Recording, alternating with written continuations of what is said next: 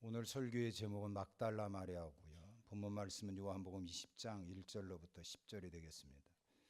자, 조금 전에 읽었던 1절을 다시 한번 보면 안식 후 첫날 일찍이 아직 어두울 때에 막달라 마리아가 무덤에 와서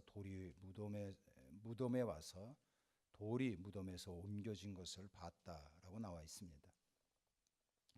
여기에 안식 후 첫날이라고 하는 것은 지금으로 얘기하면 주일이죠. 주일 새벽에 향품을 가지고 막달라 마리아는 예수님의 무덤으로 왔습니다.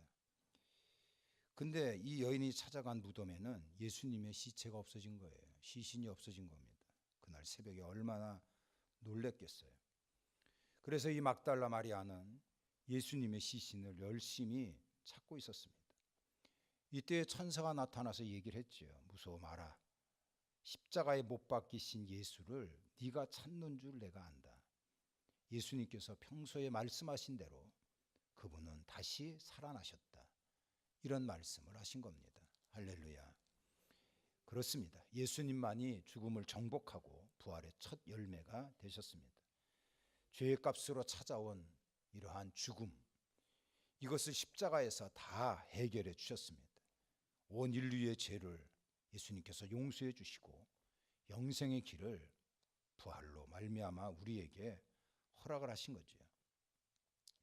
그런데 우리가 1절에 보면 여기에 막달라 마리아라고 하는 여인이 등장하지 않습니까?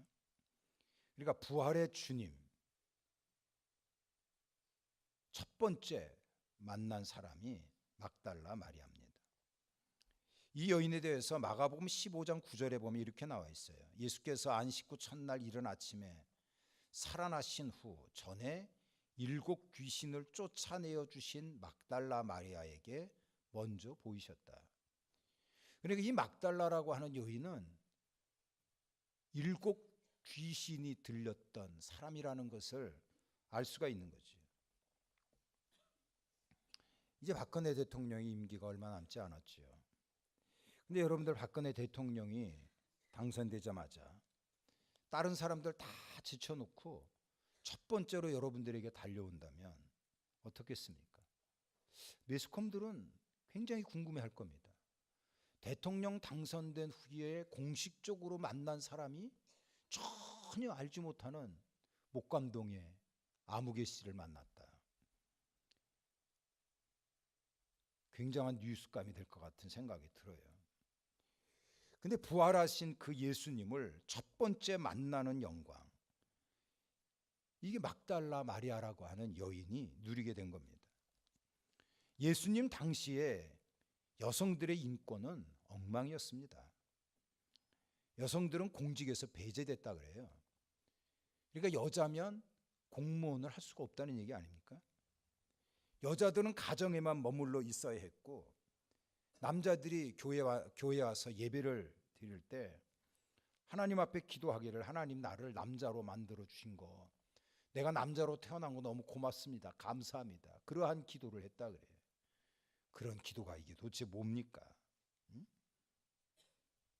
이때 당시 여자들은 성경 공부를 배울 수도 없었어요. 그리고 성경을 가르칠 수도 없었습니다. 여자들은 입만 열면 거짓말을 하기 때문에 법정에서 증인이 될 수도 없어요. 이게 예수님 당시의 여자들의 인권이었습니다. 조선시대도 마찬가지였다고 봐요. 이게 조선시대의 칠거지약이라는 것을 우리 들어봤잖아요. 남편이 아내를 내쫓을 수 있는 7가지 허물입니다. 시부모를 잘 섬기지 못하는 것, 그 다음에 부정행위를 했다는 것, 질투한 거, 불치병 걸리고 말 많은 거, 훔치는 거, 이런 것들이 칠거지약 안에 들어가는 겁니다. 근데 가만히 보면 훔치는 것 말고는 이게 자의적으로 해석할 수 있는 내용이에요. 그렇지 않아요? 기준이 없는 거예요. 더군다나 불치병에 걸리면 쫓아낸다. 기가 막힌 얘기인 것 같아요. 지금 만약에 칠거지역을 주장하면 여성단체에서 들고 일어날 겁니다. 아마 사망할 거리요. 그런데 이게 200년 전만 해도, 지금으로부터 200년 전이 조선시대입니다. 그러니까 200년 전 이때만 해도 이것이 숙명인 줄 알고 살았던 그러한 시대였다고요. 근데 그러한 조선 못지않게 가부장적인 그런 사회가 유대 사회입니다. 이런 유대 사회라는 것을 감안할 때 막달라라고 하는 그 여인이 부활의 첫 증인이 됐다는 거, 이거 놀라운 거 아닙니까? 어떻게 보면 하나님 아버지의 전술 실패라고도 볼 수가 있어요. 예수님이 부활하신 거 로마 황제한테 보여주면 아마 전 세계에 삽시간에 퍼지지 않겠습니까? 막달라 마리아에게 보이셨어요. 도대체 이 막달라 마리아가 어떤 여인인가 하는 겁니다. 어떤 사람은 막달라 마리아를 창녀였다라고 말하는 사람이 있어요. 근데 성경에 보면 이 여인이 창녀였다고 하는 기록은 나와 있지 않습니다. 요한복음 8장이 현장에서 간음하다 잡혀 예수님께 끌려온 여인이 있었죠. 어떤 사람은 이 여인이 막달라 마리아다라고 얘기하는데 성경에는 그렇게 나와 있지 않습니다. 이름이 없어요. 사람들이 즐겨보는 뮤지컬 가운데 마리아 마리아라고 하는 것이 있는데 여기에 보면 막달라 마리아는 예루살렘의 유명한 이 창녀로 소개되고 있습니다. 많은 사람들이 예수님을 믿고 따르자 위기의식을 느낀 종교 지도자들이 은밀하게 마리아와 타협을 하죠. 협상을 하는 거예요. 그러니까 네가 예수님을 유혹해서 무너뜨리면 너를 지긋지긋한 창녀의 굴에서 빼내가지고 잘 사는 저 노마로 보내주겠다, 이렇게 약속을 하죠. 그래서 이 막달라 마리아가 예수님께 오는데 예수님 앞에 여지없이 무너지고 맙니다. 그래서 사람들은 아마 이 뮤지컬을 통해서 막달라 마리아가 창녀였나? 이렇게 생각을 하는 것 같고, 사실 캐톨릭에서는 막달라 마리아를 창녀라고 가르친다 그래요. 근데 여러분들 이 막달라라고 하는 지역이 대단한 지역입니다. 우리는 목감도, 시흥시 이렇게 살잖아요. 근데 이 막달라라고 하는 지역은 갈릴리 호수의 서쪽에 있는 조그마한 마을이었다 그래요. 근데 이 마을은 직물, 염색, 내지는 이게 호숫가 옆에 있으니까 잡은 고기를 썩히지 않기 위해서 이 소금 처리해야 되잖아요. 그래서 염장 처리하는 공장, 이런 것들이 있었다 그럽니다.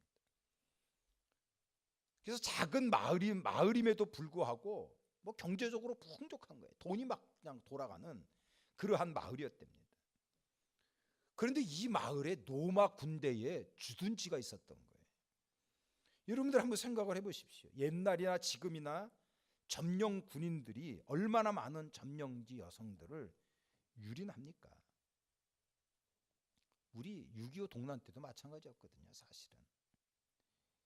그러니까 로마 군인들에 의하여 참혹하게 유린을 당하지만 나라가 없잖아요. 주권이 없으니까 어디 하소연할 데도 없고 속수무책으로 당할 수밖에 없었던 그런 지역이 이게 막달라라고 하는 지역이었어요. 그러니까 돈은 많아서 흥청망청되고 이게 점령꾼들의 무법 행위가 자행했던 이런 곳에서 성장한 마리아는 정상적인 삶을 산 것이 아니었습니다. 그래서 성경에 보면 이 여인을 향해서 7 귀신이 들어갔다라고 표현을 한 것입니다. 아마도 이 막달라 마리아의 그 여인의 내면에는 깊은 상처가 있었던 것 같고 고통과 이 분노, 이런 것이 있었을 거예요. 그러니까 그러한 자신의 감정을 주체할 수가 없었던 거예요.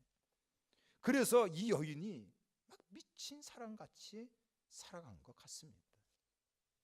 그런데 예수님을 만나면서 완전히 치유되지 않습니까? 그러니까 여러분, 예수님이 어떤 분입니까? 예수님은 고통에 몸부림치고 이 땅바닥에 자기의 삶이 다 내팽겨쳐 어쩔 수 없이 살아가는 이러한 사람들을 고쳐주시고 그리고 승리와 축복의 삶을 허락하여 주시는 분이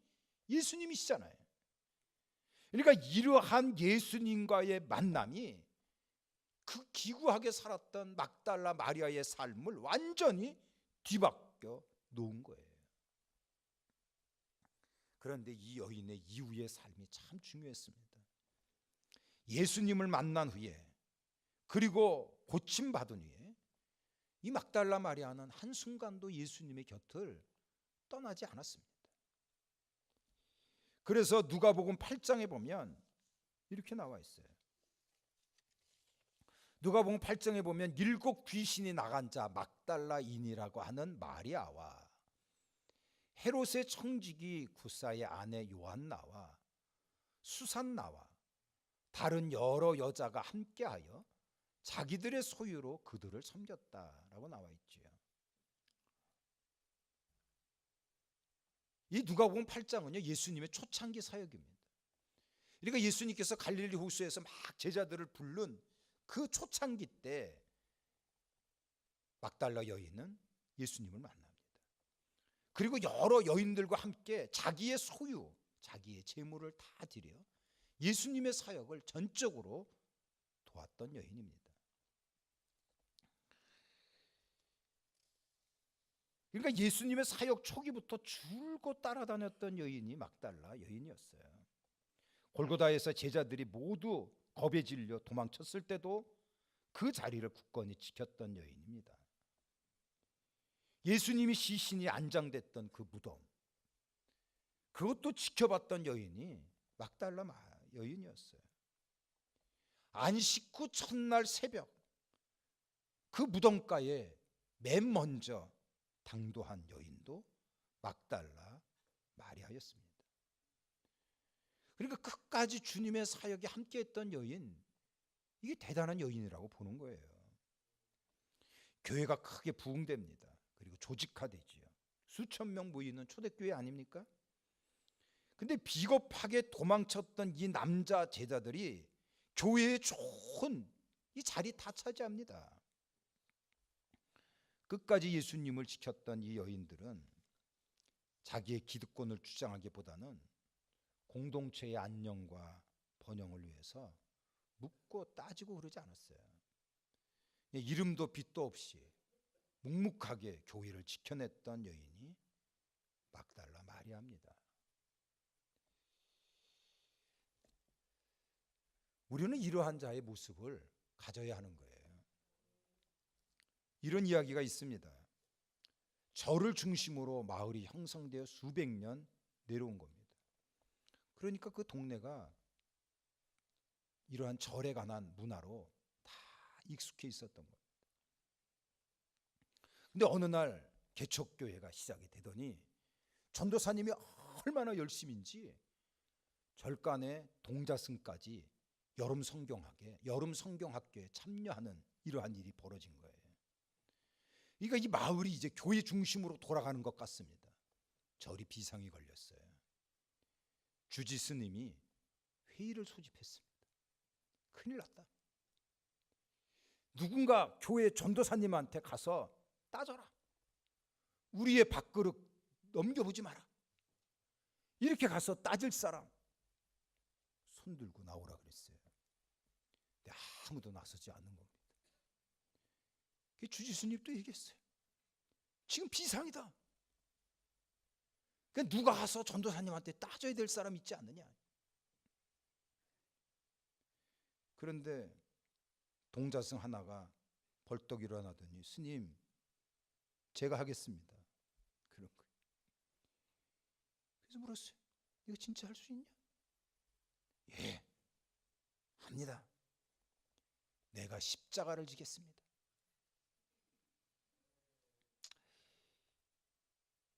십자가를 져야 합니다.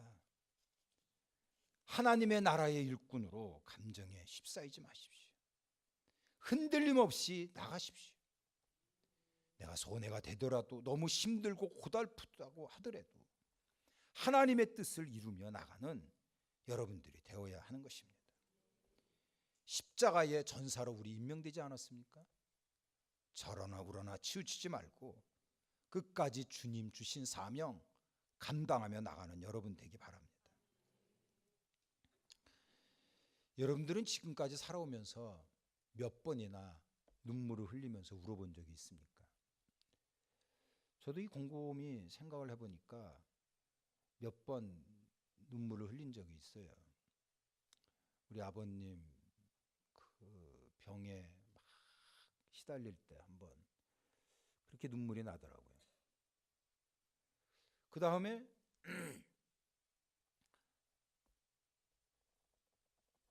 예수님의 십자가를 묵상하면서 또 그때 또 펑펑 운 적이 있어요. 여러분들은 뭐 때문에 웁니까?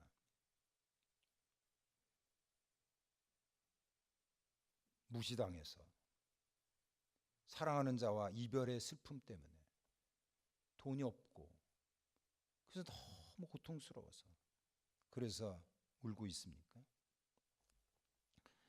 오늘 말씀 11절에 보면 마리아는 무덤 밖에 서서 울고 있더니 울면서 굽으려 무덤 안을 들여다봤다 그랬어요.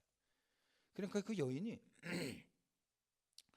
이 무덤 밖에서도 울고 굽으려도 울고 안에서도 울고 막 펑펑 울었던 것 같아요. 그러니까 우는 마리아를 향해서 천사가 얘기를 했습니다. 여자여, 왜 우느냐?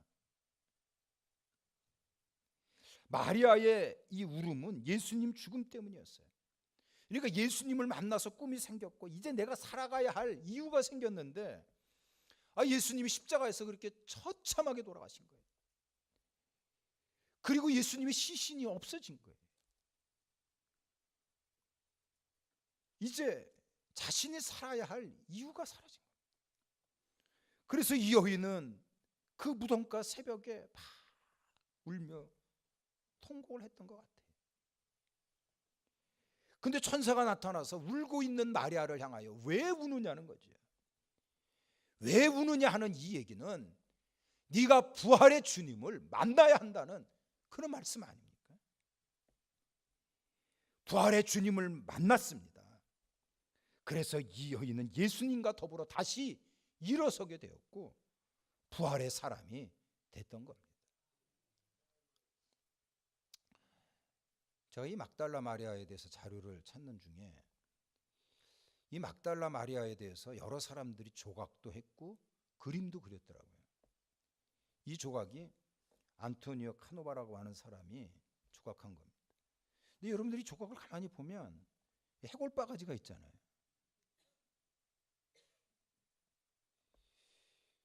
이 그림은 조르주 드라투로, 여러분들 미술에 대해서 잘 압니까? 근데 이 사람은 상당히 유명한 사람이라 그래요. 이게 중세시대 때 사람인데 이 사람의 그림도 막달라 마리아 그림에 이 해골바가지가 있잖아요. 그러니까 이 해골바가지는 누구든지 깨름직한 거 아닙니까? 근데 이 막달라 마리아는 해골을 더듬고 있고 품고 있는 이러한 그림. 그러니까 죽음의 상징인 해골로부터 예수 그리스도의 부활의 역사가 들어가면 새로운 생명이 약동되어진단 말이에요. 그거를 보여주는 그러한 그림이랍니다. 부활의 신앙이 있으면 여러분들 승리할 수 있습니다. 절망적인 상황에 있습니까? 근심과 염려로 잠 못 이루고 있습니까? 분하고 원통합니까? 예수님의 부활을 바라보고 그리고 다시 새 생명을 누리는 여러분들 되기를 바랍니다. 사도 바울이 다메섹에서 부활하신 예수님을 만나고 나서 고린도전서 15장에 이렇게 외쳤습니다. 사망아 너의 승리가 어디 있느냐? 내가 쏘는 것이 어디 있느냐? 예수 그리스도로 말미암아 우리에게 이김을 주시는 하나님께 감사하노라. 강력한 무기를 가진 자가 전쟁에서 이기는 겁니다. 악한 마귀를 단숨에 때려잡고 제압할 수 있는 것 십자가와 부활입니다. 십자가와 부활이 우리 앞에 여러분들에게 축복으로 열려져 있는데 무엇이 두렵습니까? 무엇이 불안합니까? 부활의 주님을 만나고 나가는 여러분들 되어지기를 바랍니다. 중국을 짝퉁의 천국이라고 얘기합니다. 얼마나 모조품을 잘 만들어내는지 기가 막힙니다. 텔레비를 보니까 시멘트를 가지고 달걀을 만들어냈어요. 겉으로 보면 달걀인데 깨면 안 깨집니다. 대단한 실력이에요. 어느 날 어떤 분이 삶이 너무 고달프려고 확 죽어버려야지 이래가지고 농약을 마셨어요. 아무리 들이켜도 배만 볼록 튀어나오지 이게 안 죽는 거예요. 그래서 왜 그런가 했더니 농약이 중국산 가짜였다. 가짜 믿음이 있습니다. 가짜 믿음이 뭡니까? 예수님이 나를 위하여 십자가에 달려 돌아가셨고 그리고 부활하셨는데 이러한 부활과 십자가 역사가 확실하고 이것이 우리에게 널리 열려져 있는데 왜 두려워하고 왜 무서워하고 왜 답답해하냐 하는 거예요. 부활의 주님이 우리와 함께 하실 것입니다. 예수님 때문에 여러분들은 이미 승리가 보장된 그러한 사람들입니다. 막달라 마리아와 같이 주님이 주신 그 사명의 현장 끝까지 지키시고 부활의 순항으로 축복받고 역사가 일어나는 자가 되기를 주의 이름으로 축원합니다.